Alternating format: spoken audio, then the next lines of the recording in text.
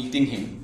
But when you repeatedly read newspapers, there are two kinds of institutions which get very anxious when you say the name Ashok Agarwal of social jurist.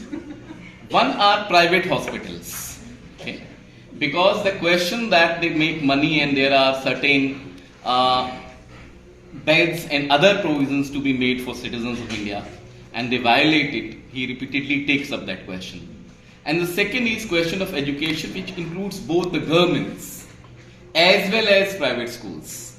And the thing which ma'am mentioned about him, that here is a lawyer who came from a trade union background.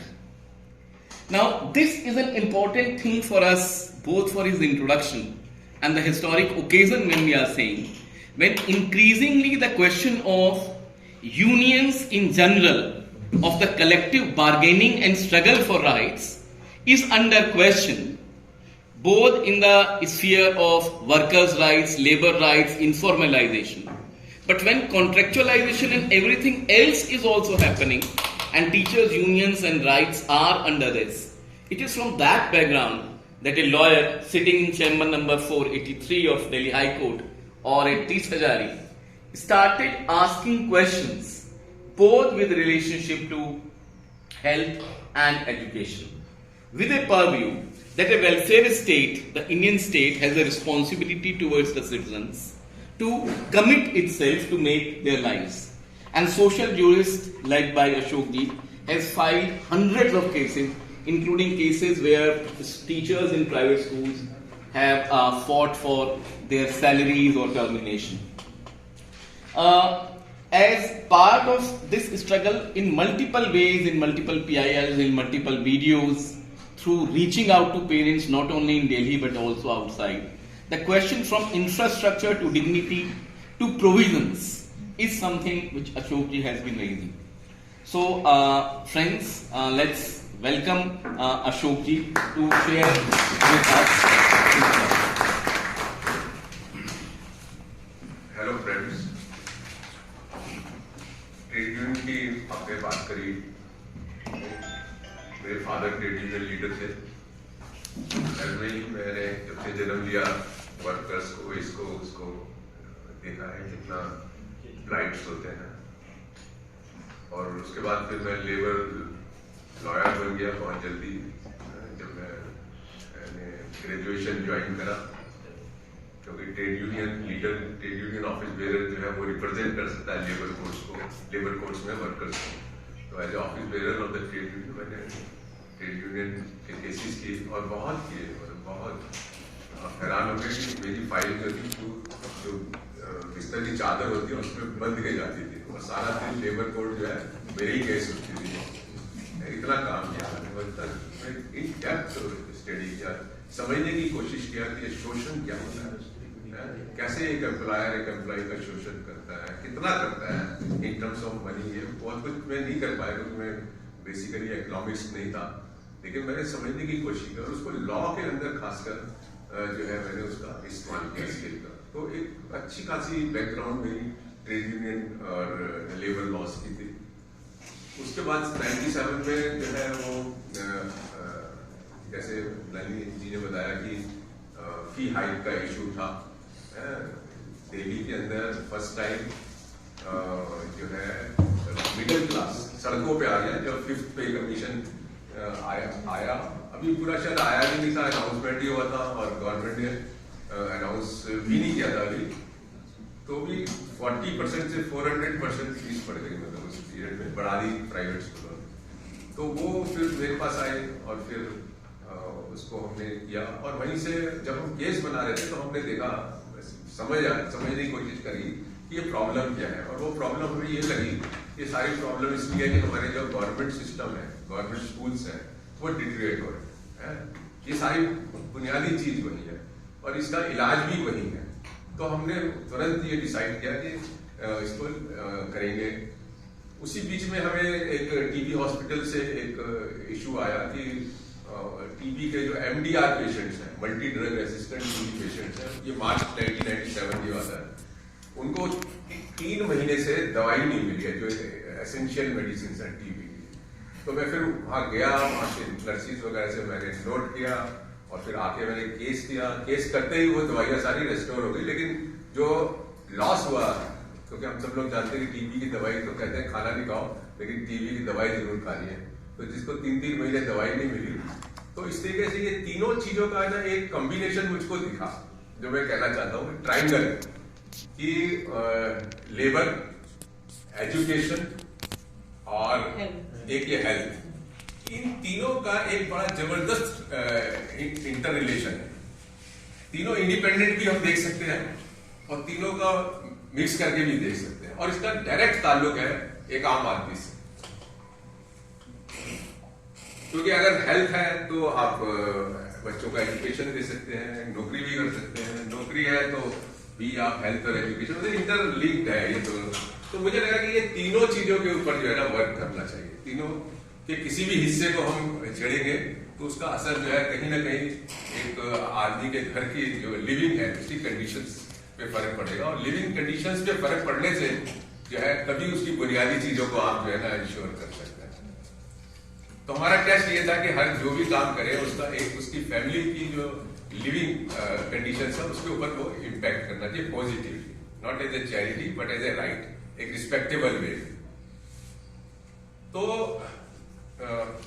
मुझे याद नहीं है कि right to education act आ गया था या नहीं आया था। नहीं आया था। नहीं, एक इवेंट बता रहा हूं मैं। तो 2009 से पहले की बात। तो मैं प्रोफेसर मधु दनवटे, जो फॉर्मर फाइनेंस मिनिस्टर थे उस वक्त और सोशलिस्ट थे, उनके पास गया एक राइट टू एजुकेशन की एक मीटिंग में उनको बुलाने के लिए। तो वो मुझसे पूछने लगे, अशोक ये बताओ इसका ये एजुकेशन का लॉ से क्या मतलब है? मैंने सर ये तो राइट है तो इसका लॉ से भी ताल्लुक है। तो वैसे ये घटना बता रहा हूँ, और वो मीटिंग में आए और अच्छा हुआ वो। तो ये चीज है उनी कृष्णन जजमेंट जो 93 फरवरी का है, ये सचमुच एक लैंडमार्क चीज है हमारी कंट्री के अंदर बच्चों के अधिकारों के ऊपर। और शायद मैंने जितना इसका इस्तेमाल किया है, मुझे नहीं लगता हिंदुस्तान में किसी ने इसका इस्तेमाल किया। मैंने इसके हर कॉर्नर में मतलब एजुकेशन के एक चीजों को हर चीज में घुस के जो है ना मैंने चीजों को उठाया है। इसमें स्टार्टिंग जैसे मैंने आपको बताई कि 97 में 5th पे कमीशन और लोगों का एजिटेशन करना, और फिर मेरे को अप्रोच करना, और फिर मेरी समझ में ये आना कि नहीं यार ये तो जो है सरकारी स्कूलों की हालत का मामला है। तो ओवरऑल मैंने अपने माइंड में कैप्चर किया कि मुझे ये सब चीजें पिकअप करनी है, और उसके बाद शायद मैंने आज तक जो है ना कभी मुड़ के नहीं देखा। जहां भी मुझको इंटरवेंशन का मौका मिलता है, जिस तरीके से भी मिलता है, मैं इंटरवेंशन करता हूँ, और उन प्रोसेस के अंदर बहुत कुछ चीजों को समझता भी हूँ। ऐसा नहीं है कोई बंद माइंड से कोई काम है, बिल्कुल ओपन माइंड रख के हर चीज से समझने की कोशिश करता हूँ, फिर एक कोई नई चीज लाने की भी कोशिश करता हूँ। तो एक तो फी हाइक वाला जो मैटर था 97 का, वो उसमें 98 में एक जजमेंट आया, और जो मैं उनी कृष्णन की बात करूंगा दोबारा। जो उनी कृष्णन जजमेंट था उसमें बेसिकली सुप्रीम कोर्ट ने क्या कहा, सुप्रीम कोर्ट ने ये कहा कि एक तो जो एजुकेशन है वो कमर्शलाइजेशन और प्रॉफिटरिंग नहीं हो सकती। एक बात ये गई जो बहुत इंपॉर्टेंट थी, जो इसकी बेसिस के ऊपर हमने फी हाइक वाला मैटर किया। और दूसरा उन्होंने कहा कि जो राइट टू एजुकेशन है वो फंडामेंटल राइट है for people at all levels, लेकिन अप टू 14 इयर्स जो है इसमें कोई भी स्टेट डिफेंस नहीं ले सकता, कोई भी कि मेरे पास पैसे नहीं है, ये नहीं है, वो नहीं है। और 14 के बाद जो है वो डिपेंड करेगा स्टेट की इकोनॉमिक कंडीशंस के ऊपर। तो फी हाइक में हमारे पास क्या था, फी हाइक का जब हमने केस डाला तो हमारे पास क्या था कि बच्चों के वो थे स्लिप्स थे फीस के, 2 साल 5 साल के दिखा रहे थे कि 15% बढ़ा दिया, 20% बढ़ा दिया, 25% बढ़ा दिया। और अब की तो पूरा 40 से 400% बढ़ा दिया फिफ्थ पे कमीशन के आते। और दूसरा हमारे पास ये था ऊनी क्रिश्चियन जजमेंट, जो ये कह रहा था कि कमर्शलाइजेशन नहीं कर सकते फी के अंदर, इसके अंदर एजुकेशन में। तो ये दो चीजें लेके हम चले, लेकिन चले तो दो चीज, लेकिन फिर धीरे धीरे वो बहुत मतलब राई का पहाड़ बन गया केस, और उसमें ultimately we got a favourable judgement.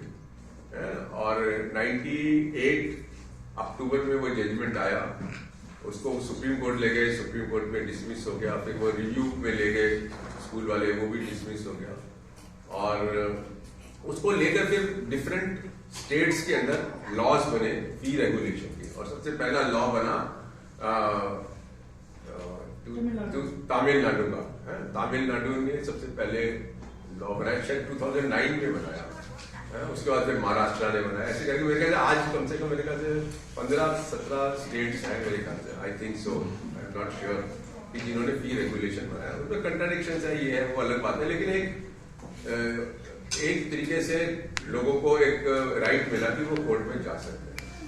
एक तो ये मैटर था। दूसरा ये कि हमने उसी साल के अंदर 97 में जो है एक केस फाइल किया कि दिल्ली के अंदर जो गवर्नमेंट स्कूल्स हैं और एमसीडी के स्कूल्स हैं, उनमें बेसिक एम्यूनिटीज एब्सेंट है, ना पानी है ना बिजली है। और उसका बेसिस जो था वो ये था कि जो न्यूज कटिंग्स थी कुछ पीरियड की जो हमने इकट्ठी करी, वो न्यूज कटिंग्स को लेकर हमने केस फाइल किया। तो जब कोर्ट में लगा तो जजेस ने कहा कि भाई देखो ये तो एविडेंस होता नहीं है न्यूज कटिंग्स, तो वी वांट सम फोटोग्राफ्स। उस वक्त एक बार तो मैं सोचने लगा पता नहीं क्या मिलेगा या नहीं मिलेगा, लेकिन मैंने कहा ठीक है आप हफ्ते भर का टाइम दे दीजिए। और एक हफ्ता फिर मैं अगले दिन ही जब मैं शादरा की तरफ गया तो वहां तो नजारा ही और था, ना बाउंड्री वॉल थी, न जमीन पे बैठने की जगह थी, न छत काम कर रही थी, न पानी था, ये था वो था, जानवर घूम रहे थे स्कूलों के अंदर। वो सब मैंने फोटोग्राफ्स लिए। बहुत सारे टेंट्स में चल रहे थे स्कूल्स, बहुत सारे टीम में चल रहे थे। और दिल्ली मेरे से एमसीडी के 1800 कितने स्कूल थे, उनका शायद ही किसी का बाउंड्री वॉल था। तो वहां से शुरू हुआ। और जब मैंने वो फोटोग्राफ्स हाईकोर्ट को दिए तो हाईकोर्ट ने कहा व्हाट ए हॉरिबल सिचुएशन, ये वर्ड उन्होंने यूज किया। और वो next day all national papers के अंदर जो है ना ये छपा। और उस केस को हाईकोर्ट ने 10 या 12 साल मॉनिटर किया। आज हमारे स्वर्गीय जी बोलते हैं सब कुछ ऐसे उन्होंने ही किया, ऐसा नहीं है। ये ऐसा नहीं है, ठीक है, उन्होंने भी इंफ्रास्ट्रक्चर में इम्प्रूवमेंट किया है at the cost of playgrounds. तो लेकिन ये वहां से शुरू हुआ। और इंटरेस्टिंग ये था कि वो जो बाउंड्री वॉल बने और वहां पे सिक्योरिटी बैठी, तो एक बार तो मुझे एजुकेशन ऑफिसर ने फोन किया कि सर आपने ये क्या कर दिया। मैंने कहा क्या कर दिया? कहने लगे हम जाते हैं सरप्राइज विजिट करते हैं तो ताले लगे होते हैं, जब तक हम अंदर जाते हैं तो सब कुछ सेट हो जाता है। मैंने कहा ये तो होता ही है, कुछ प्लस चीज होती है, कुछ माइनस चीजें होती है। एक और केस हुआ उसके अंदर, उसी पीरियड में 97 के अंदर दिसंबर में, जो महावीर नगर पालम में एक एमसीडी स्कूल का 7-8 साल का बच्चा था। उस केस से कैसे मैं सीआईई से भी कनेक्ट हुआ, प्रोफेसर जानकी राजन। तो वो जब बच्चा 7-8 साल का था, दूसरी का था, और सड़क पे आया, सड़क से निकला, सड़क पे आया पानी लेने के लिए, सड़क क्रॉस कर रहा था तो उसको 4 व्हीलर में हिट किया और वो वहीं पे डेथ हो गई उसकी। तो नेक्स्ट डे जब वो छपा अखबार में, तो मैंने अपने 2-4 लॉयर्स फ्रेंड को कहा कि यार चलो। तो हम स्कूल पहुंच गए, वो कोशिश कर रहे थे एविडेंस को इधर उधर करने की, लेकिन 4-5 लॉयर्स पहुंच जाए तो मुश्किल हो जाता है। तो वो केस हमने उठाया नेग्लिजेंस का और कंपनसेशन मांगा। I think that was the first case in the, हमारे सारे केस लगभग फर्स्ट केस ही होते हैं कंट्री में। तो ये भी एक इंटरेस्टिंग चीज है। और फिर हम ये उम्मीद करते हैं कि वो जो इश्यूज हमने सेटल कराए हैं उसको लेकर हिंदुस्तान के और लोग इश्यूज को लेकर लॉयर्स तो मेरे पास आधे नहीं बन रहे यार तुम वकील करो ना, केस करो, सारे मैंने थोड़ी करते हैं। तो जिससे सारे लोगों में स्प्रेड हो। तो वो जो है ना, फिर वो जजमेंट हुआ और जजमेंट में 2 लाख रुपया पेरेंट्स को उन्होंने ऑर्डर किए, इंक्वायरी के लिए ऑर्डर करे। और उसमें भी उन्होंने कहा कि कस्टडी जिसके बच्चा जिसकी कस्टडी में जितने पीरियड भी होता है ये उसकी जिम्मेदारी है उसको क्लियर करना, और ये फेल हो गए एमसीडी के लोग। और उसके अंदर फिर वो सुप्रीम कोर्ट गए। सुप्रीम कोर्ट में उनसे जज ने पूछा कि भाई आपको शर्म नहीं आती, आपके स्कूल में पानी भी नहीं है, और उसको फिर डिसमिस कर दिया, ये कह के इमीडिएटली जस्टिफाइड जजमेंट है दिल्ली हाई कोर्ट। ये वर्ड्स उन्होंने यूज किया, इमीडिएटली।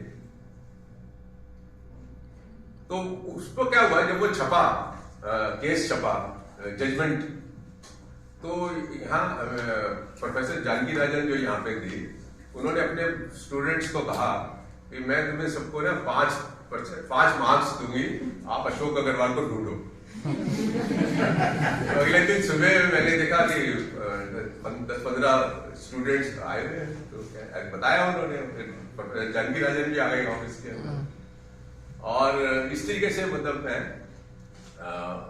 CIE से जुड़ा, जानकी राजन और भी बहुत सारे लोग, अजीत सतगोपाल है, और मैंने बहुत सीखा।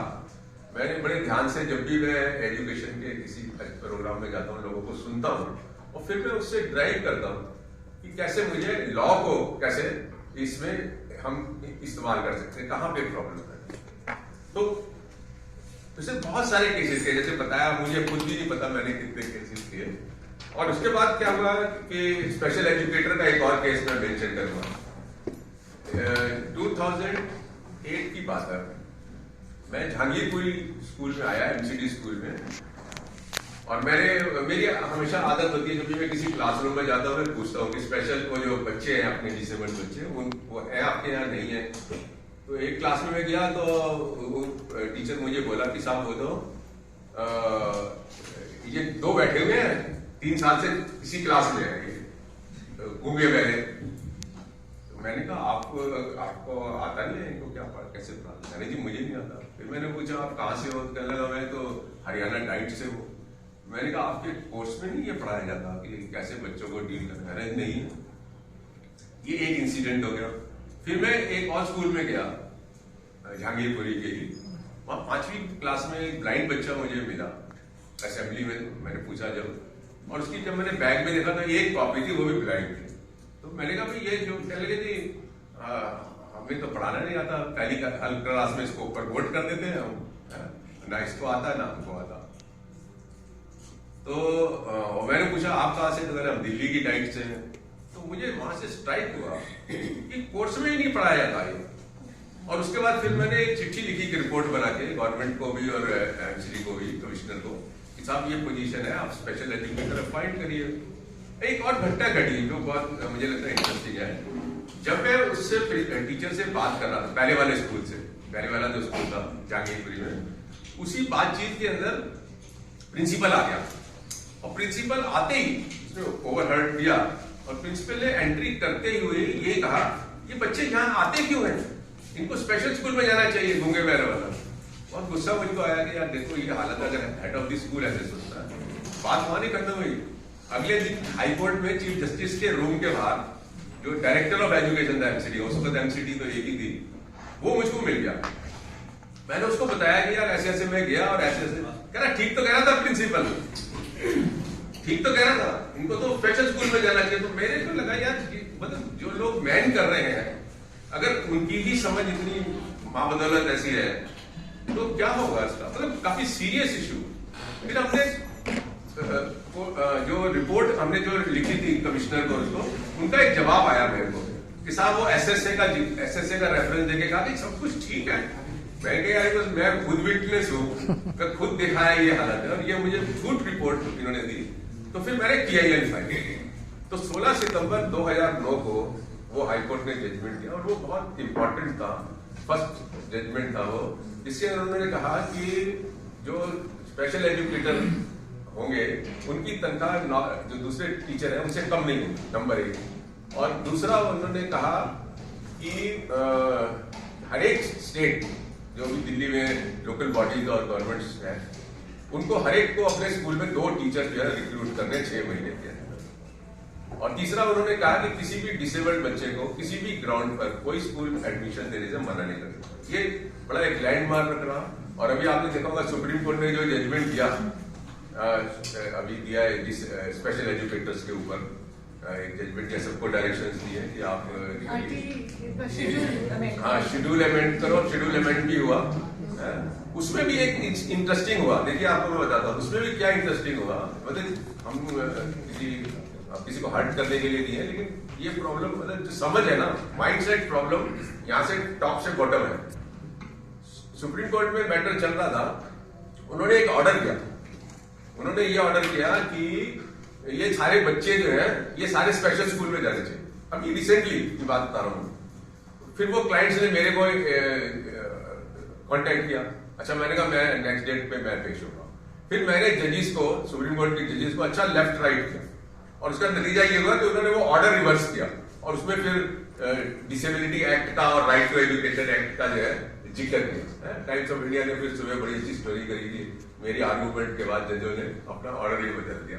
तो ये बड़ी मल्टीपल प्रॉब्लम्स हैं। अभी मैं आपको कट शॉर्ट करता हूँ थोड़ा सा। राइट टू एजुकेशन एक्ट आने के बाद मतलब इस तरीके की चीजें हैं, ऑफ एंड ऑन प्रॉब्लम आती है। एक तो ये कि मैंने बहुत सारे स्टेट्स में विजिट्स किया। विजिट्स करके हमने हाईलाइट भी किया जो हालत थी। मतलब सब पूरे देश का नक्शा इस तरीके का है, 19-20 का फर्क है बस, बाकी सबकी हालत पतली है। और फिर हमने वहां से जो स्कूल के हमने विजिट्स करे उसको लेकर हमने डिफरेंट हाई कोर्ट्स में भी केसेस करे पिछले 5-6 महीने के अंदर। और उसमें उड़ीसा हाई कोर्ट ने एक ऑर्डर किया कि सेक्रेटरी मेरे से बात करेंगे जो इश्यूज के ऊपर है, और उसके बाद एक डायरेक्शंस देंगी वहां के एजुकेशन सेक्रेटरी। तो उनके साथ मैंने प्रेजेंटेशन दिया उनको, और उसमें मैंने बहुत सारे इश्यूज उठाए। उसमें बहुत सारे उन्होंने डायरेक्शंस भी दिए, लेकिन उसमें से सबसे इंटरेस्टिंग डायरेक्शन था और मेरी डिमांड थी कि उड़ीसा के अंदर 10वीं के बाद गवर्नमेंट के स्कूल ही नहीं है, मतलब 10वीं तक ही है मोस्टली, और कुछ वो स्कूल कॉलेजेस के अंदर सीट्स हैं वो बड़ी लिमिटेड है। तो मैंने उनको एक सजेशन दिया कि आप 10वीं से सबको अपग्रेड कर दीजिए पार्ट। तो फिर उन्होंने वन ऑफ द डायरेक्शन जो थी सेक्रेटरी एजुकेशन ने वो ये किया कि सबको कर दिया जाए, अपग्रेड कर दिया जाए। तो ये एक अचीवमेंट था, सॉलिड अचीवमेंट है। 2 मिनट हो गए, 2-3 मिनट बस। वो जो एक तो मेरा ये कहना है कि ऑफ कोर्स हम लोगों ने बहुत यल्स करे और उससे फर्क भी पड़ा, मतलब ऐसा नहीं है। लेकिन राइट टू एजुकेशन एक्ट आज भी जो है ना इम्प्लीमेंटेड नहीं है, और बैक टू वर्स्ट पे चले गए हम लोग। अभी कोविड ने तो खासकर आपके चाइल्ड लेबर बढ़ा दी है, और आप भी देखा होगा कल परसों एक न्यूज था कि कितने बच्चे रेस्क्यू थे। दिस शोज की एग्जिस्टेंस ऑफ चाइल्ड लेबर बढ़ गए, आउट ऑफ स्कूल चिल्ड्रन बढ़ गए। और एक चीज हमने और नोट करी जनरली कि 50% जो एनरोल्ड स्कूल में बच्चे हैं वो स्कूल अटेंड ही नहीं करते, और वो इसलिए नहीं अटेंड करते कि भी अट्रैक्टिव नहीं है। प्राइवेट में तो ऐसा नहीं है, तो ये भी एक बहुत सीरियस है। तो वो भी ऐड करते हैं आउट ऑफ स्कूल चिल्ड्रन की स्ट्रेंथ को। मेरा कहना ये है, हमारा जो अनुभव हुआ वो ये हुआ कि हमारे लड़ने से कुछ तो होता है, रेलिवेंट नहीं है, लेकिन बहुत सब्सटेंटिव चेंज चीजों में ला रहा है, ऐसा नहीं। एक मुझे याद है, इन दिनों में मैं एक एमसीडी स्कूल को 20 साल पहले देखा था। 20 साल के बाद जब दोबारा देखा तो उसकी हालत बैक टू वर्स थी। मेरे तो चक्कर आ गया एकदम, लेकिन क्या है, व्हाट इज दिस? बजाय सुधार देखने के इसकी तो हालत और खराब है। इसका मतलब कुछ बदल नहीं रहा है।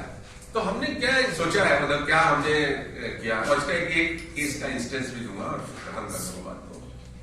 हमने कहा कि पेरेंट्स को इन्वॉल्व, जब तक पेरेंट फोर्थ फ्रंट पर नहीं आएंगे और उनको पैरा लीगल पर्सन हम बनाए इसके अंदर लीगल तरीके से। और वो लीगल तरीका क्या होगा, जब ये राइट टू एजुकेशन एक्ट आया तो हमने लोगों को बोला कि अब आपको किसी को हाई कोर्ट सुप्रीम कोर्ट जाने की जरूरत नहीं है, ये लीगल राइट बन गया है, और अब आप नजदीक की सिविल अदालत के अंदर आप जा सकते हैं।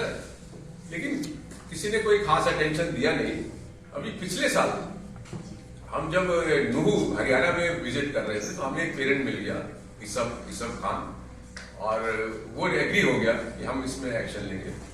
तो हमने उसको परसू करके वहां जिरखा के तहसील के अंदर एक सिविल सूट डलवाया, सूट फॉर मैंडेटरी इंजेक्शन। मैं आप लोगों को इसलिए बोल रहा हूं कि आप लोग भी इस प्रोसेस को अगर लोगों को मोटिवेट करते हैं तो हम कुछ बदलने की उम्मीद लगती है। तो उसने केस किया, उसका केस क्या था? उसका केस ये था कि मेरी लड़की गवर्नमेंट स्कूल में पढ़ती है 7वीं क्लास में, और 6ठी से 8वीं तक 200 लड़कियां हैं, एक ही टीचर है, जबकि राइट टू एजुकेशन एक्ट के हिसाब से 5 टीचर होने चाहिए कम से कम। तो उसमें एक एग्जाम्पशन एप्लीकेशन भी लगाई सेक्शन 80 की, वो मैं बताता हूँ, और कोर्ट ने अलाउ कर दिया और नोटिस कर दिया। उससे पूरा मतलब it was the first case in the country I can say, और पूरा हंगामा हो गया। आप देखिए 3 महीने में इतना प्रेशर हुआ सरकार के ऊपर कि उन्होंने 3 महीने में 1000 कॉन्ट्रैक्ट टीचर जो है ना वो प्रोवाइड कर दिए, मतलब इम्पैक्ट। तो ये जो प्रोसेस है वो ये है कि सेक्शन 80 है हमारे सिविल प्रोसीजर कोड में, उसमें 2 महीने का नोटिस देना है गवर्नमेंट को। वो हम कह रहे हैं पेरेंट्स ने, अभी उड़ीसा में हमारे स्पेशल एजुकेटर हैं जो नौकरी के चक्कर में है, उन लोगों ने कम से कम 400-500 लोगों से इस तरीके के नोटिस भिजवाए हैं वहां की चीफ सेक्रेटरी को, और अभी मैंने उनको एडवाइस किया है कि आप केसेस भी फाइल करो। उन्होंने कुछ वीडियो भी बनाए उन पेरेंट्स के स्पेशल एजुकेटर के लिए। तो एक तो ये है कि उसमें सेक्शन 80 का नोटिस 2 महीने का देना होता है, और उसके बाद वो दीवानी दावा कर दे, और उसमें कोई खर्चा भी नहीं होता। मैं कहता हूँ आपको वकील की भी जरूरत नहीं है, वो दावा टल जाए और वो जाके खड़ा हो जाए जज साहब के पास कि साहब ऐसे है मेरे स्कूल में पानी नहीं है, बच्चे कैसे पढ़ेंगे। तो मुझे लगता है जो कोर्ट्स है, कोर्ट्स मैंने देखा एक चीज देखा, मैं तो ट्रेड यूनियन का व्यक्ति हूँ, तो मैंने देखा कि कोर्ट्स भी जो है वो कोई ज्यादा वर्कर्स को कोई घास नहीं करती है, जस्टिस किस तरीके का होता है। लेकिन एजुकेशन में मैंने एक चीज देखी, उल्टा देखा। एजुकेशन में मैंने देखा बच्चों के मामलों में कोर्ट्स को बहुत सेंसिटिव देखा। कई बार तो हम 2 कदम चले तो कोर्ट 5 कदम चली, और फिर गवर्नमेंट 7 कदम चली, ये भी देखा हमने। तो ये एक एरिया ऐसा है जहां तो सिविल सूट डाल के मुझे लगता है कि हर एक हिंदुस्तान के हर एक हिस्से में लोग सिविल सूट्स डालें इस तरीके से, पेरेंट्स खुद आके लड़ें और हम उनको मोटिवेट करें और उनके साथ रहें। मुझे लगता है तभी हम जो है ना राइट टू एजुकेशन को अचीव कर सकते हैं। अदरवाइज जो हम देख रहे हैं वो बैड टू वर्स्ट सिचुएशन जा रही है, प्राइवेटाइजेशन बढ़ रहा है, स्कूल्स हिंदुस्तान में बंद होते जा रहे हैं, तो भगवान ही जाने अंत में क्या होगा। Thank you very much.